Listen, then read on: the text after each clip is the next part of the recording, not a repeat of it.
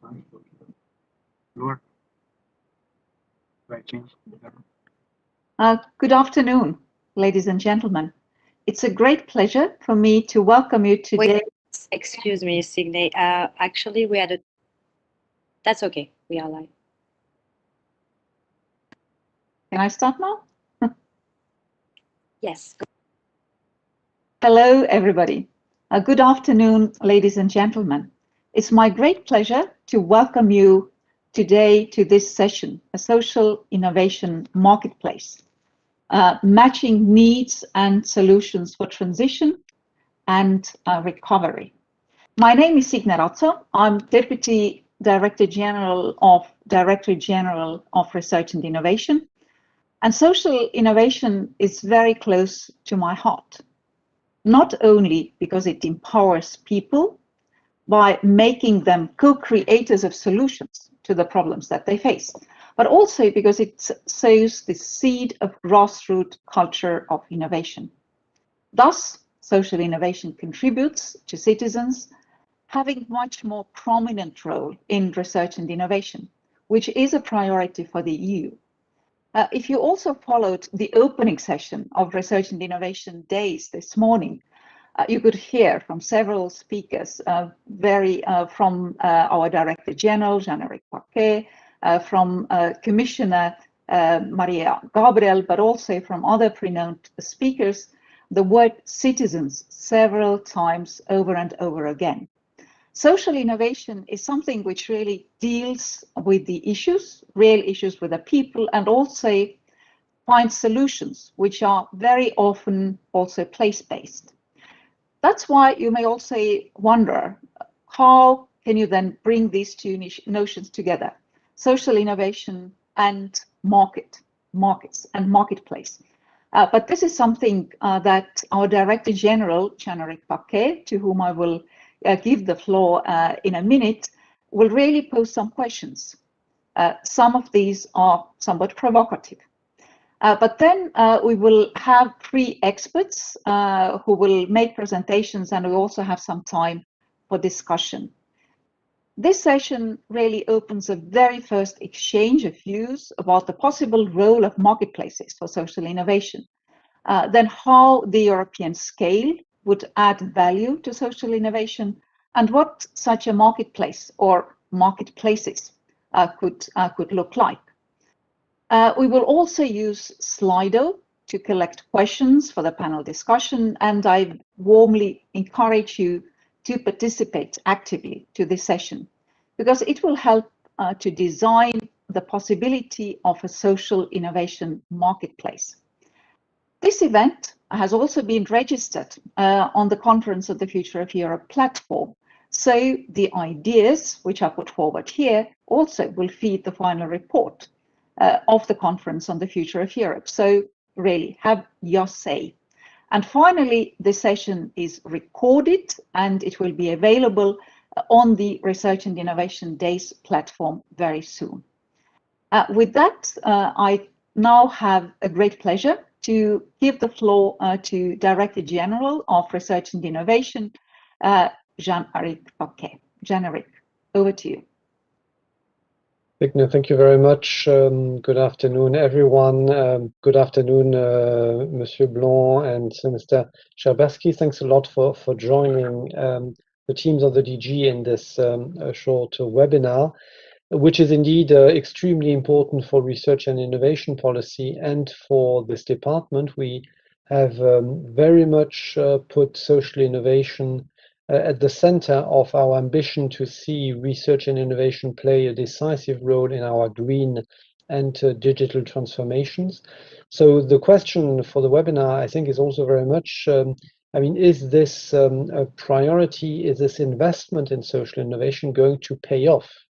Are we effectively going to be able, are the research communities across Europe, are actors of civil society and citizens themselves ready to engage with us to make social innovation impactful against the urgency of these green and digital transformations? I think it's not an obvious reply to it. We've been doing over the last years common effort across Europe, with of course pioneers and others less directly involved yet, to ensure that we build research and innovation with citizens, and that we indeed then look at testing solutions, be it technology or softer social-based solutions in society. So there is an emerging track record which shows that it's relevant, highly relevant.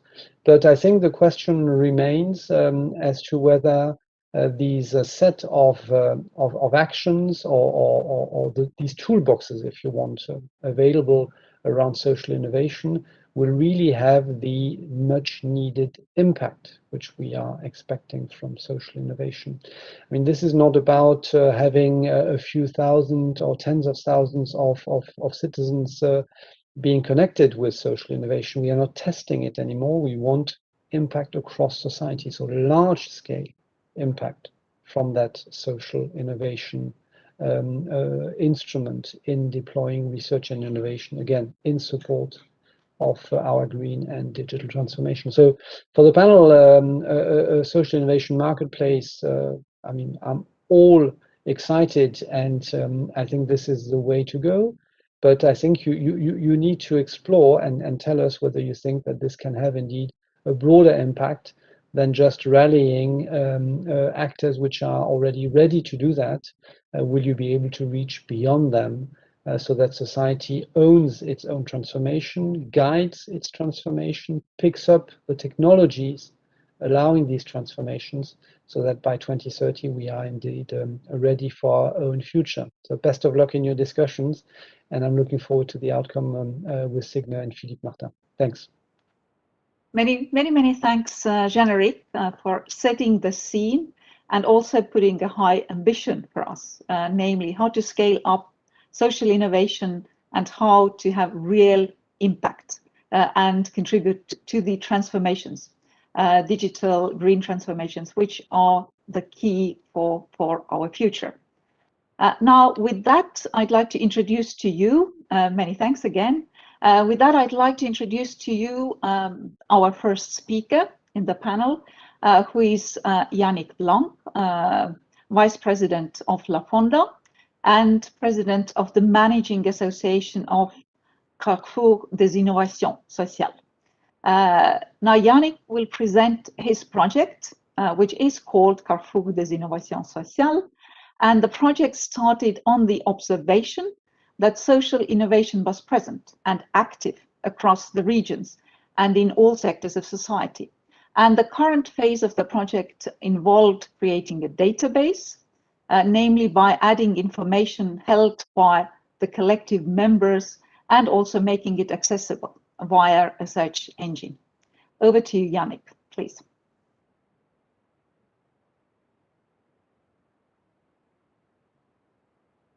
To this session. Sorry.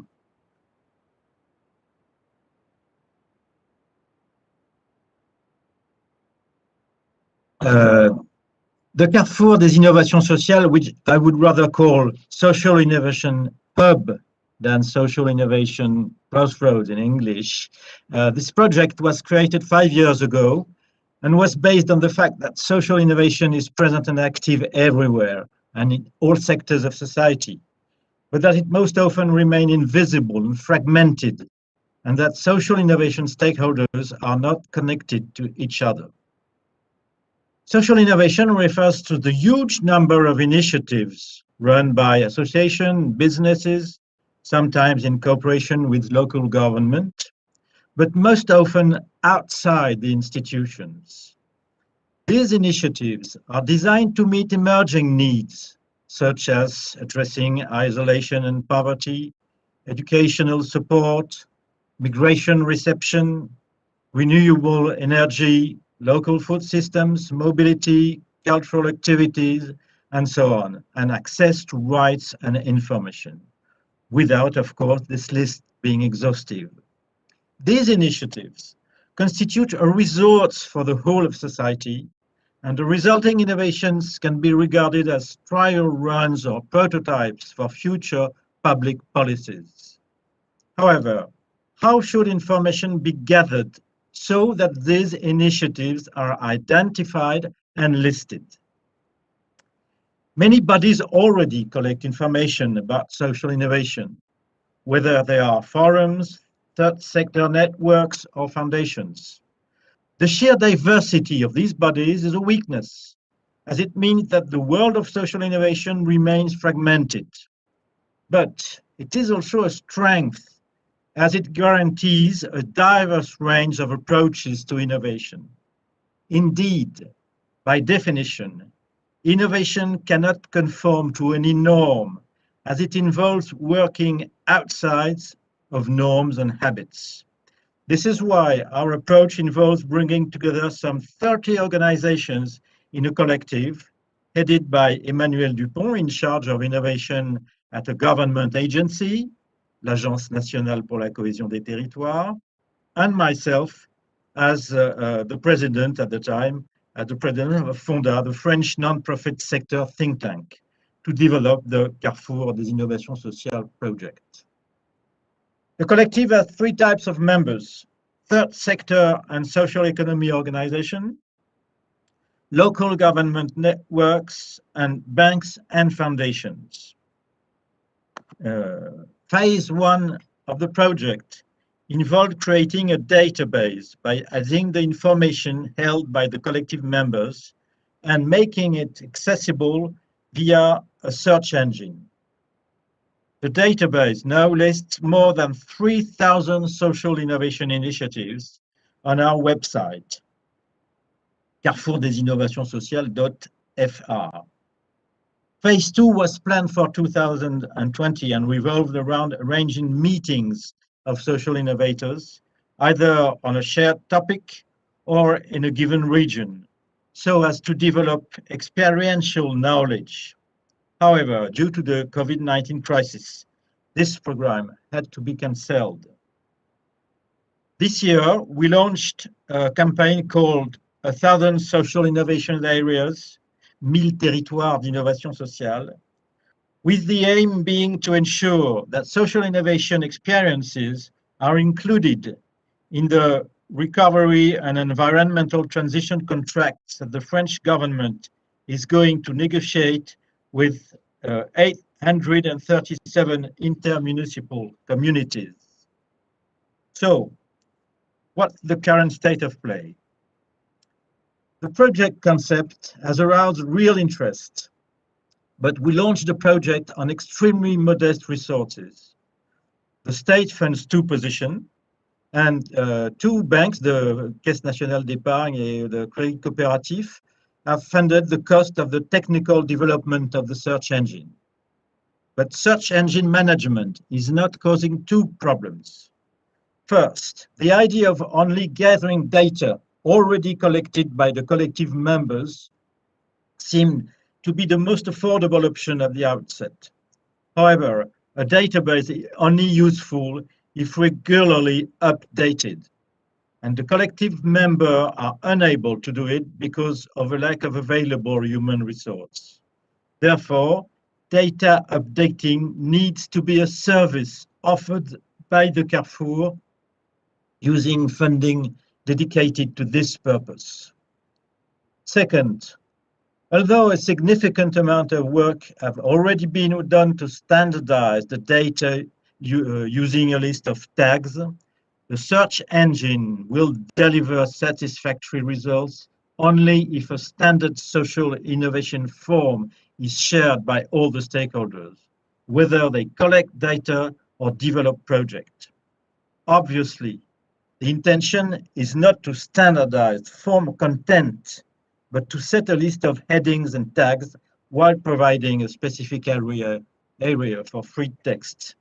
This involves technical development and building a consensus between social innovation stakeholders. Apart from these developmental and technical issues, the project faces two challenges. The first one involves clarifying the kind of support needed by social innovators.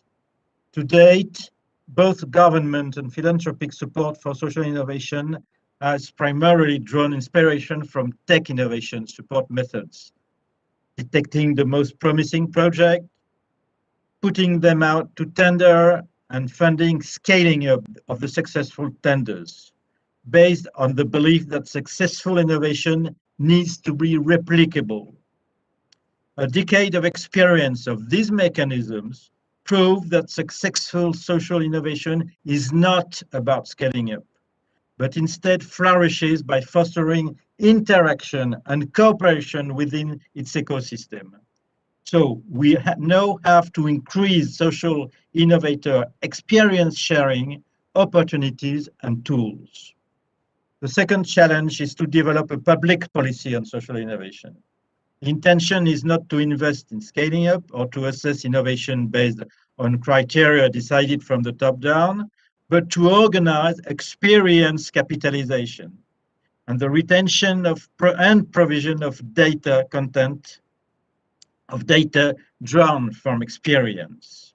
However, our first years of operating have shown that we cannot content ourselves with a sheer bottom-up approach.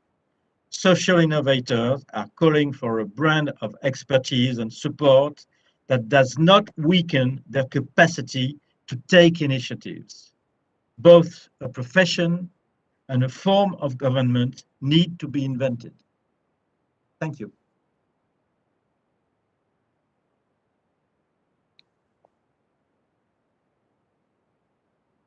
Well, many thanks, Yannick, for sharing your views of what you've been already been able to achieve with this social innovation hub, as you suggested, you can call it in English, and also what have been the challenges. Now, before I introduce the second speaker at our panel, I can already, I can inform that you can already introduce your questions. And for the questions, please use the Slido tool. You can connect via the Slido app by scanning the QR code via the browser with the event, and the event code is #RIDays. In order to identify from whom the question comes, please also identify yourself under name, last name, organization, and you can also mention to whom you are addressing the question. So you can already start using that and putting the questions to our speakers. But now I have the pleasure to turn to Simon Scherberski, who's Strategic Director of Torbay Community Development Trust, who will bring the testimony of his with the project Simple and Aging Well Torbay, which aims to reconnect communities and reduce social isolation. Simon, over to you. Thank you so much, for inviting me to come and talk, and for being a part of stimulating social innovation. So Torbay, for those that don't know, is 3 towns in the southwest of England on the coast, looking across to France. I'm going to tell you about 2 projects. In 8 minutes probably isn't enough time to do them both justice, but the first one's Simple, which stands for Social Investment Marketplace, a project we've been running in partnership with local social enterprise networks and other community support agencies in local cities to where I am. The first phase of the project, our kind of rationale was to bring social investors, commissioners of services, and potential social entrepreneurs and third sector providers into a space to try and stimulate more use of social investment to make social change, positive social impact. What we realized in phase 1 was that those co-conspirators, if we like to call them that, all talk different languages, all have different appetites for risk, and didn't really understand each other. So when we moved to phase 2 of the project, we looked at some of the learning from an organization called Collaborate, which is a community interest company in the UK, trying to improve the way commissioning practice happens, particularly in the public sector. So we took on some of their thinking, and their thinking is to create a concept called a human learning system. So the idea was for us to create the space and the time for those different co-conspirators to come together and start to build relationships, and to start to understand their respective positions within that potential marketplace. So we shifted away from just bringing them together to actually creating the environment and the conditions for those different co-conspirators to start to explore with each other how they could actually work better together to stimulate social change. So that's simple in a nutshell. I'd like to move on to tell you a little bit more about the Aging Well Torbay programme, which I think speaks very much to the Director General's introduction around place-based social innovation, and also the second challenge around how do we reach the people who don't get engaged, the usual suspects we call them.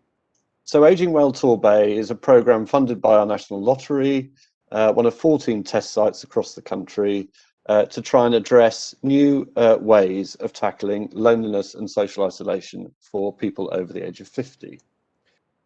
The bedrock of our programme is a team of community builders. Some people might use the term community workers or community development workers, and they're trained in the art of asset-based community development.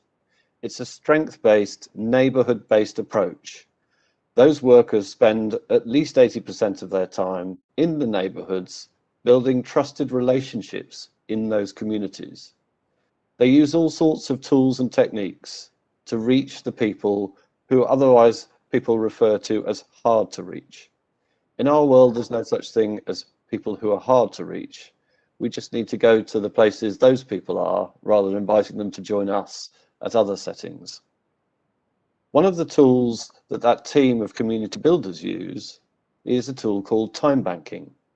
And we have a platform, similar to the previous speaker, a database, which enables people to trade time. It's one tool of many, however. We also use creative engagement techniques to reach out to people and engage people in co-design and co-production. But we don't do it with an agenda. And that's very important in building trust in places, particularly with people, who don't trust easily, who may be cynical or apathetic about agency interventions in their community or in their place. We see everyone as a contributor, and we have lots of evidence, which I could share through our web links after this session, showing how we have enabled people who previously were the people receiving services, often very isolated and lonely, often going to their local doctor to receive antidepressants and so on.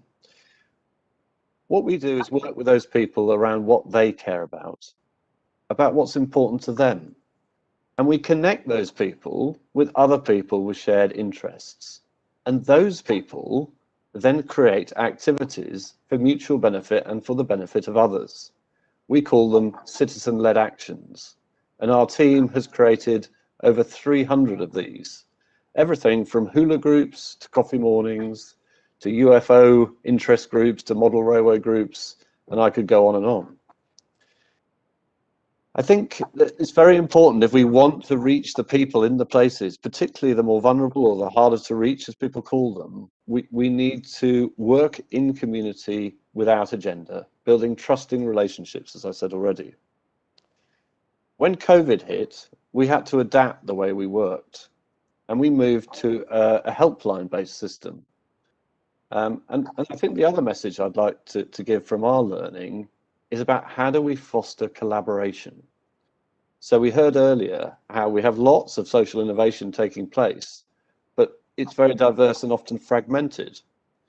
What happened in our place, due to the work we'd already been doing with Aging Well and some of the partners that we commission to do collaborative work together, we saw a coming together of citizens, agencies in the community and voluntary or third sector, and also our statutory or public sector agency partners. we've created a community helpline system with over 60 organisations involved and over 1,000 citizens. And the strapline for the whole system is one call, that's all. And we have people calling up to offer, to assist in whatever way works for them, with whatever skills they're able to provide. And we have people calling up with needs. And because all of this is facilitated by a customer relationship management system behind it, we're actually able to triage the needs to the relevant part of the system very swiftly. At the beginning of the lockdown last March, that was done hourly or 2 hourly. Now it's done daily, whether it's food parcel support, whether it's mental health support, housing support, financial support, and I could go on. It's been so successful that our local adult social care department are now working with us to turn the front door, as it's called, for access to social services to be delivered through this community helpline, where citizens are helping citizens, where local third sector agencies are collaborating together in one ecosystem. And I think that the last message I'd just like to leave you with is that beneath all of this is this philosophy that everyone can be a contributor. And our job is to enable that to happen through co-design, co-production, and by valuing the contributions of all. Thank you. Many thanks, Simon, for sharing your experience. And it was really exciting to hear that the citizens themselves could be part of the community health plan, together with the communal workers, health workers, and so on and so forth. And really that everybody can be a contributor. I think that's a great idea. Thank you very much. With that, I'd like to introduce to you now the next speaker, who is Leah Martina. Leah is our Blue Book trainee who's been with us for a few months, but she's also professional in bioscience. And Leah will give us more example of social innovation across Europe, and also will showcase how social innovations have big potential to respond to EU priorities. Now, over to you, Leah. Thank you.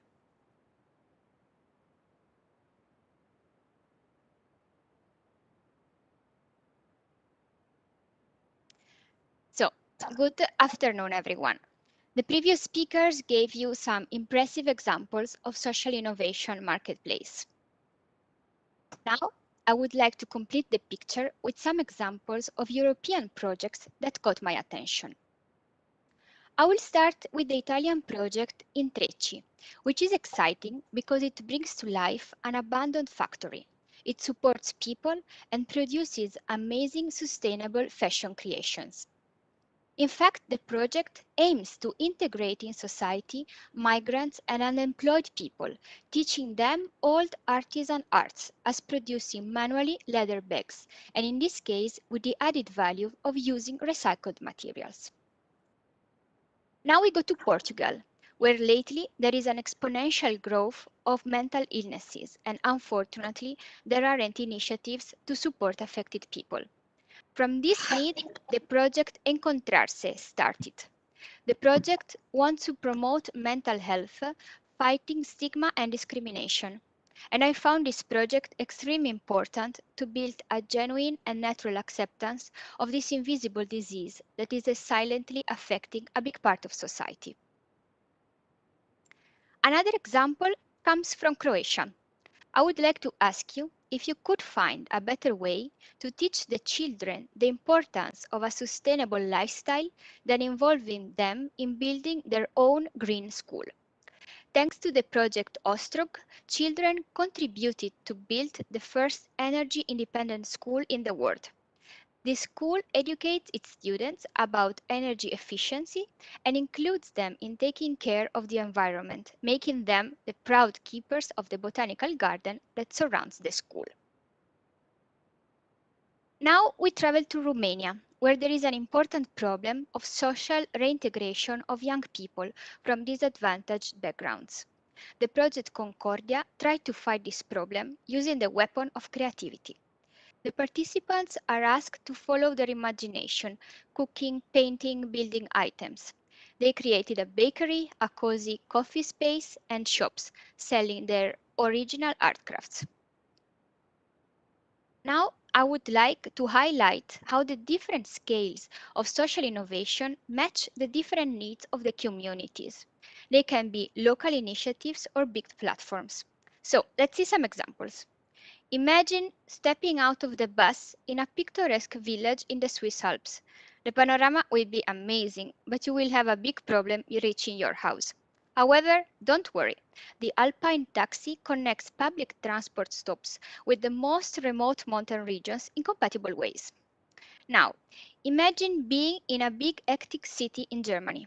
If you are a person with severe disability, you face several challenges in the everyday life, and even go to a workplace is an obstacle.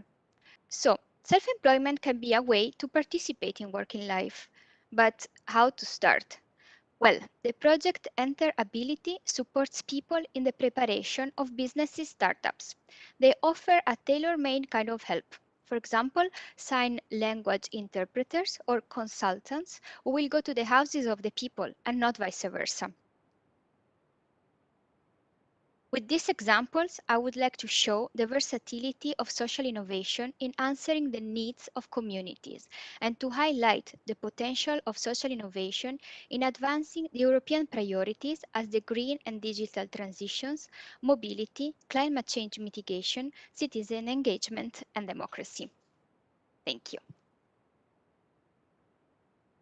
Many thanks, Leah, for sharing with us these exciting examples of social innovation projects that have been financed from Horizon 2020 framework program.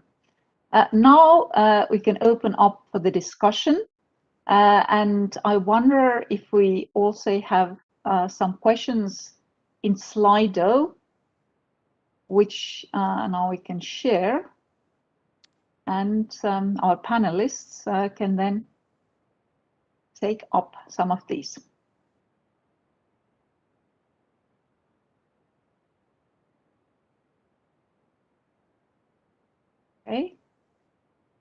Okay, now you can also see what are the ones which have received most of the scores. So now the first is, what would be the best way to involve society in the research proposals as partner, associate, as interested stakeholders?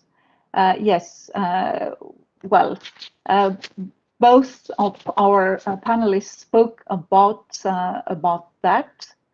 And the second is how you suggest implementing social innovation in more technologically focused projects.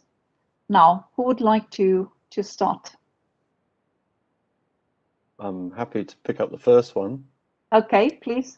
So I think my view would be, well, using co-design principles, going to where the people are, engaging them in the conversations, understanding the context of their lives and their place, and enabling them to be truly equal partners in the exploration.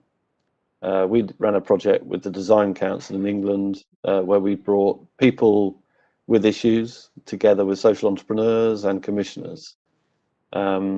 And actually what was stimulated out of that was very different projects from ones that have been designed by commissioners or providers of services in the past. Okay, very well. Now, Yannick, do you have any views concerning, well, how to implement social innovation also in more technologically focused projects, where it's not the first, so to say, something that social innovation doesn't come to your mind as the first option? I stress the fact that social innovation is not tech innovation. Some social innovation involve technology, digital tools, but very often there are very effective social innovation which are locally implemented and which can address problems for people who don't use digital tools. So we develop a hub, a platform, a database for social innovation.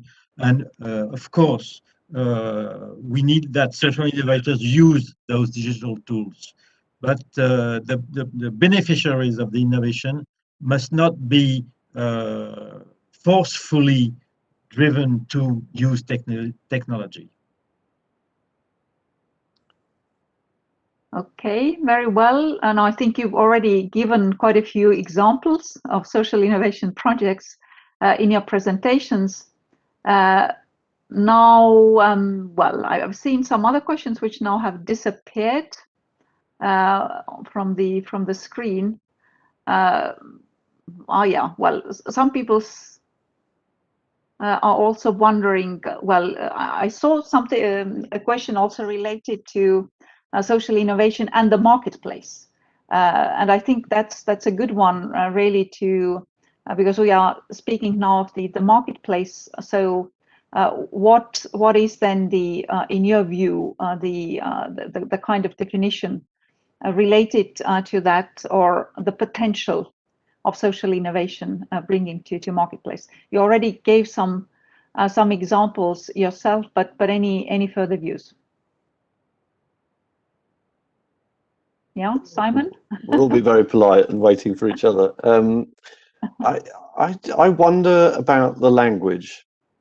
So if our aspiration is for social innovation, and that by definition will need to involve the people that we're trying to innovate with, should we be using language around marketplace, which it sounds more like a business term? So, for example, we use the term volunteering a lot, but actually it's a barrier to people getting involved. So we've stopped using the term, even though it's widely used.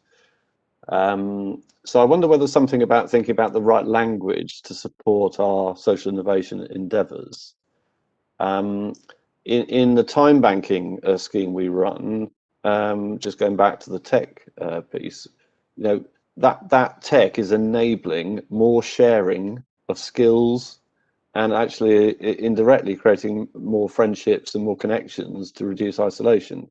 So the combination of tech, it broadens the social innovation, but it doesn't replace. It's the practice of working in community, I think, supported by tech solutions, that is the powerful social innovation that we should seek to amplify. Okay, very well. Yannick, any additional thoughts on your side? Yes. Most of social innovators are rather commons oriented than market oriented. So I think that what is at stake is to create a commons of social innovation, a place where to exchange experiences, knowledge, of course, but all exchanged place is not a marketplace. I think that we must keep that in mind, because most of the innovators are not playing on the market. And I will answer to the problem of social innovation definition. We don't have to give a definition of it. When you are a social innovator, you are outside of norms and definitions. So the problem is to welcome the innovation, to create a place or places or moments where innovators are welcome, and we can listen to their experience. And more often the innovation are crossing between sectors, educational, social, cultural. They are not in strict categories. They are crossing categories, and that's the sheer difficulty of welcoming the innovation in social terms. Well, now I think there's also a very good question here on the on Slido, namely, how would social innovation fit with a mission-oriented innovation ecosystem? Because as you know, Now we're also going to have a few missions as part of our next program, and we are also now really making efforts also to include social innovation, because they also bring really the transfer enablers of green and digital transformations. But if you have some particular ideas related to that, we'd be very grateful. Simon? Okay. I don't actually know what the mission-orientated bits are, but if that's green and digital, I think our experience is to create innovation, just like the other speakers said, you need to create the conditions. It's enabling rather than directing. So in our experience, in many projects that we've been involved in, it's often the things that we hadn't intended that are the real innovations. So how do we create the conditions for innovation rather than rigorously trying to sort of define them at the beginning of an initiative or a project or a program or a partnership or an activity? We need to create the space for that innovation to emerge, I think, is a better way than being too top-down and too directive. Okay, very well. Now, as we are coming to the close of the session, I'd like now to ask Yannick and Simon, both of you, just to spend 1 minute each on some concluding remarks on your side, or half a minute. Then there will be a bit of time for myself as well to conclude. Yannick.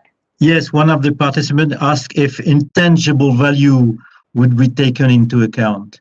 I think that social innovation creates social value, and social value is very hard to put in metrics. But we have to work on this subject, because the fact that the innovators are creating value for the whole of society is a good reason to fund them and to help them going ahead. Okay, Well, very well. Simon, final word from you. I'll pick up on the same theme. So one of the things that we're working on at the moment is trying to find better ways of actually evaluating social impact or social value that may well be stimulated by social innovation, because a lot of the standard evaluation approaches just look at the intended outcomes of an innovation or a project. So we're exploring the use of an approach called ripple effect mapping, which has the added benefit of actually involving the participants in the journey. So it helps create the relationships as we go, and mapping all of the contributions and the significant impacts, both intended and unintended. So we get a much richer picture of what we've actually achieved in terms of social value. Okay, many thanks. Many thanks to all of you of sharing our views as panelists, and also many thanks to those who were actively participating in the conversation. Now, as we saw, social innovation thrives on diversity. It brings together citizens, researchers, entrepreneurs, and policymakers. So it was the first discussion how we can really bring them together, whether we call it a marketplace, whether we call it a hub, but certainly this is the networking of researchers, data collectors, setting up platforms, and supporting all these activities also via our framework program, Horizon Europe. So many thanks again to all of you, and wishing a successful research and innovation days. Thanks, and have a nice day. Thanks to you. Thank you. Bye. Bye. Bye-bye.